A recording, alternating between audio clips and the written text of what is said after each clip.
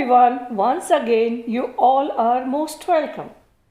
आज मैं आपको एक वाक्य सुनाऊंगी जो आपके चेहरे पे मुस्कुराहट तो लाएगा ही साथ बहुत कुछ चीज़ें उससे हम सीख सकते हैं, बहुत कुछ सिखा सकता है वो। सुनिए। गड्ढे में एक दिन एक शेर गिर गया। परेशान होकर शेर यहाँ वहाँ देखने लगा, पर उसे कोई रास्ता नज़र नहीं आ रहा था।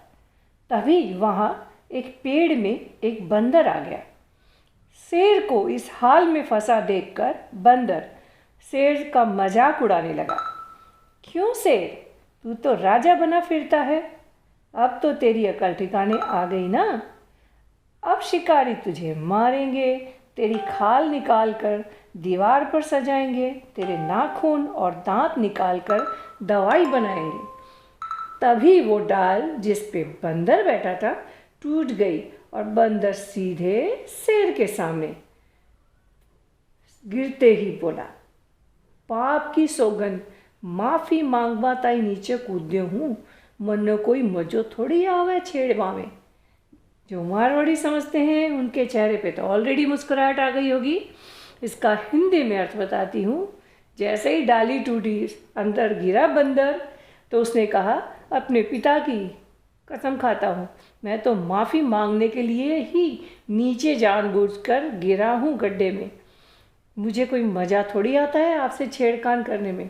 यानी उसने अपने बचाव में तुरंत शेर से माफ़ी मांग ली।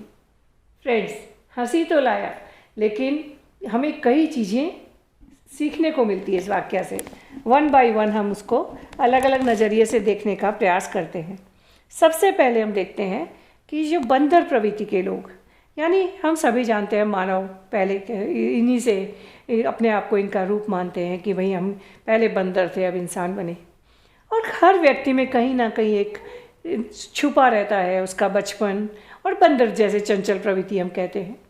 तो जो लोग बंदर प्रवृत्ति के होते हैं, यानी बहुत चंचल, बिना कुछ सोचे समझे, बिना अपनी कमजोरियां समझे, गुण समझे, बस मौका तलाश करते रहते हैं कि कहीं किसी के फटे में उंगली दें, कहीं किसी को थोड़ा गिरा हुआ देखें तो उसका मजाक उड़ाएं, अपनी शक्तियों को बिना पहचाने। तो ऐसी प्रवृत्ति के लोग क्या करते हैं, जब भी किसी को देखते हैं वो इसी तरह की बातें करते हैं। तो इससे हम सीखने को क्या मिलता है? बहुत कुछ। सबसे पहले कि हम ये समझें कि अरे ऐसा नहीं हो कि हम अभी तो छेड़ रहे हैं, अभी अपनी कुढ़न, ईर्ष्या या अपने बचपने के कारण, बेवकूफ़ी के कारण हम किसी शक्तिशाली व्यक्ति को, अगर वो मुसीबत में है तो उसे इस तरह के ताने दे रहे हैं, उस पर पेश कर रहे हैं, उसे चिढ़ा रहे हैं। ऐसा ना हो कि कहीं तुरंत ही वो तो उभर जाए अपनी कमजोरियों से और हम फंस जाए, जैसा इस बंदर के साथ हुआ। स्वयं ही उस गड्ढे में गिर गया। तो थोड़ा सा सावधान होने की ज़रूरत है ऐसी प्रवृत्ति के लोगों को, जो पूरी चीज़ों को अच्छी तरह बिना समझे, अपनी कमजोरियां बिना समझे, अनायासी दूसरों को परेशानियों में देख के उन्हें पता नहीं क्यों आनंद आता है और वो अपने उसमें शुरू हो जाते हैं उन्हें चिढ़ाने में। जबकि एक दूसरा जो सोचनीय विषय है वो ये है कि यहाँ शेर, यानी जो शक्तिशाली व्यक्ति हैं, जो समृद्ध व्यक्ति हैं, वो ऐसे साधारण व्यक्तियों को कभी उन्हें परेशान भी नहीं करते, ताना भी नहीं मारते। जैसा कि शेर ने तो कभी बंदर को चिढ़ाया नहीं था कि मैं राजा हूँ, मैं शक्तिशाली हूँ। तो ये उनके अपने मन की, खुद की एक था ईगो कि मैं ये अपने आप कितना ऊंचा है, मैं नीचा। उनकी खुद की जलन थी, शेर की नहीं। ऐसे ही जो व्यक्ति अगर हमसे शक्तिशाली हैं, समृद्ध हैं, शक्तिवान हैं, तो वो उनका प्रारब्ध उन्हें वहाँ तक ले गया है। वो हमें चिढ़ाने के लिए या हमें नीचा दिखाने के लिए शक्तिशाली नहीं बने हैं। तो उनसे कुढ़न जलन का तो प्रश्न होना ही नहीं चाहिए। और नियति सभी जानते हैं, सब हमेशा कहीं भी ना कभी उतार चढ़ाव ज़िंदगी में रहते ही हैं। अगर वो व्यक्ति किसी कारणवश मुसीबत में फंस गए हैं या उनसे कोई गलती हो गई है, तो ऐसे में उन्हें हमें नीचा दिखाने का या उन पर ताना कसने का, हमें कोई भी इस तरह के विषयों पे ध्यान नहीं देना चाहिए और ना ही उन्हें नीचा दिखाने का प्रयास करना चाहिए। ये हो गया दूसरा पहलू। एक पहलू और भी है कि हम सबसे पहले तो अपनी शक्तियों को पहचानें।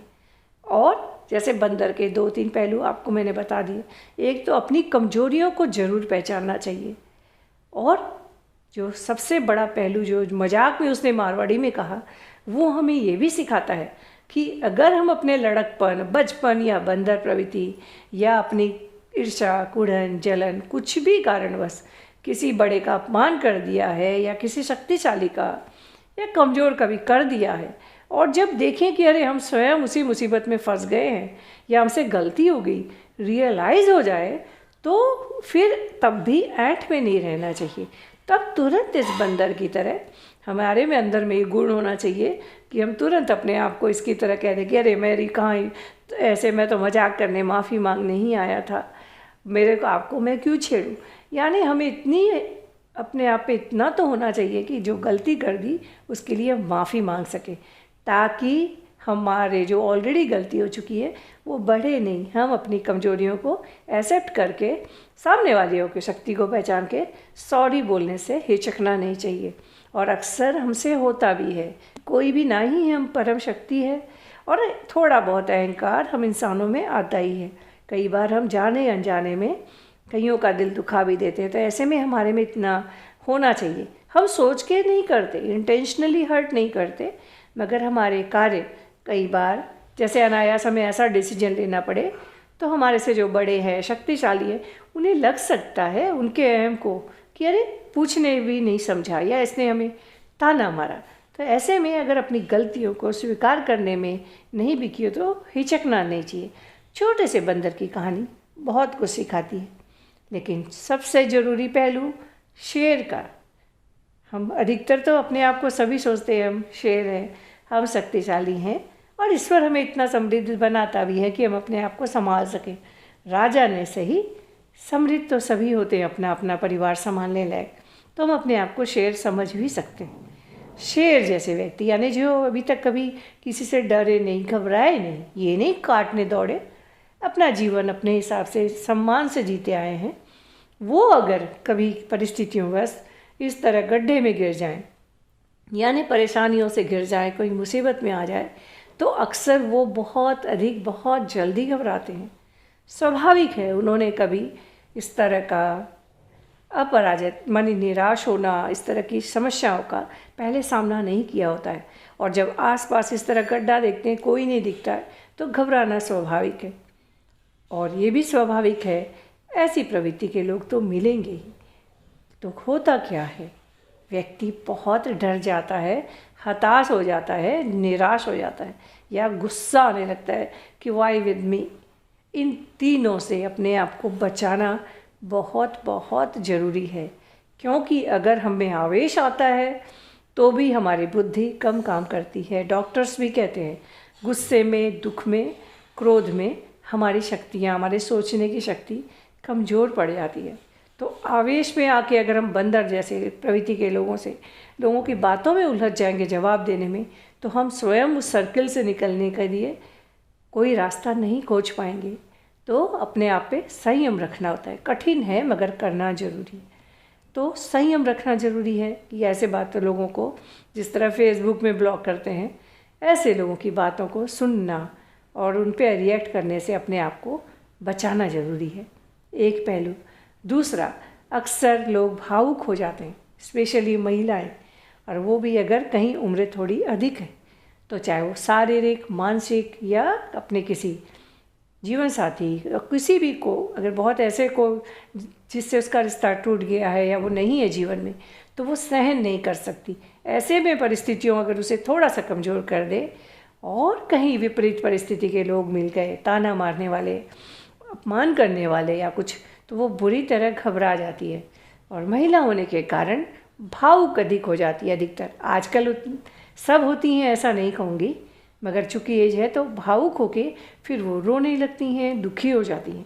ऐसे में भी उनकी शक्ति कई गुना कमज़ोर हो जाती है। जो ऑलरेडी परिस्थितियों के कारण कमज़ोर हैं, अगर भावुक होती हैं, रोती हैं, दुख व्यक्त करती हैं, या औरों से अपना दुख बताने में समय व्यस्त करने लगती हैं, बहुत लोगों को, कुछ को बताना तो ज़रूरी है वरना सर्वाइव कैसे करेंगी, तो उनकी एनर्जी जो उनके पास थोड़ी बहुत बची भी है वो भी नष्ट होने लगती है। महिलाओं पे ही नहीं, पुरुषों पे भी ये बात होती है।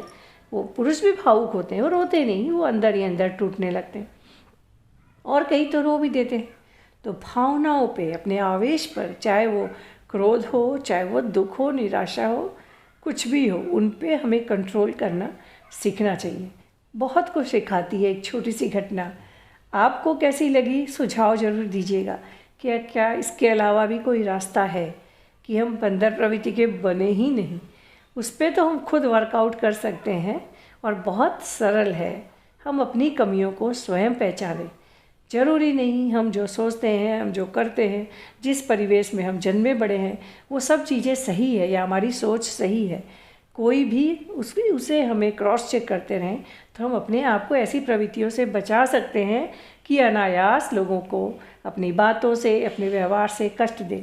और अगर दे भी दिए हैं तो बंदर की तरह इतनी शक्ति तो ज़रूर होनी चाहिए मन में कि हम सॉरी बोलना जानें। और अगर शक्तिशाली हैं शेर की तरह तो भी तैयार रहना चाहिए। हम सभी जानते हैं, हम इंसान हैं, भूल जाते हैं, मगर हम सबको पता है हमारा अगला कदम हम धरती पे रख पाएंगे या नहीं, हमें नहीं मालूम। इस सच को हमें जानना, हम जानते भी हैं, लेकिन चूँकि अगला कदम रखेंगे, कितने साल रखेंगे वो हमें नहीं पता, तो हमें सब कुछ करना पड़ता है। कमाने के लिए प्रयास, आगे बढ़ने के लिए प्रयास, बहुत कुछ करना पड़ता है, तभी शक्तिशाली बनते हैं। मगर इतना ज़रूर रखना चाहिए कि अगर विपरीत परिस्थितियों में आ गए, थोड़ी हिम्मत रखें। जो अगर हमें कोई घबरा रखे कुछ बोल रहा है तो उससे ना ही हम क्रोध करें, ना ही निराश हताश होकर रोएं। अपने आप पे, अपनी भावनाओं पे काबू रख के उन परिस्थितियों का सामना करें। स्वयं को मोह, लोभ, मोह, माया जो एक कहते हैं ना, हम पूरी तरह इनसे हट नहीं सकते, मगर अपना विवेक, अपने विवेक से सोचें कि इस समय मेरे लिए क्या बेस्ट है। और उन सब में अपने आत्मसम्मान को बचाना मेरी दृष्टि में सबसे अधिक ज़रूरी होता है। पैसा अगर खो गया है फिर आ सकता है, अपना सम्मान अपने हाथ में। भावनाओं में अक्सर हमारा अपमान वही कर पाते हैं जिन्हें हम अपनी, उनकी क्या कहते हैं, मोह में पड़ के हम उन्हें कुछ अधिक ही महत्व दे देते हैं।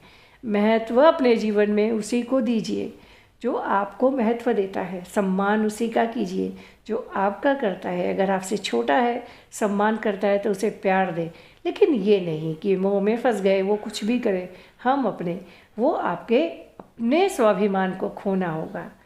शेर की तरह डटे रहे, परिस्थितियाँ जो भी हो, घबरा के इधर उधर देख के निकलने का प्रयास करें, मगर लोगों की बातों से, व्यवहार से विचलित नहीं होना चाहिए। सो आई होप आपको मेरे थॉट अच्छे लगे होंगे। कमेंट बॉक्स में आप सुझाव भी ज़रूर देंगे।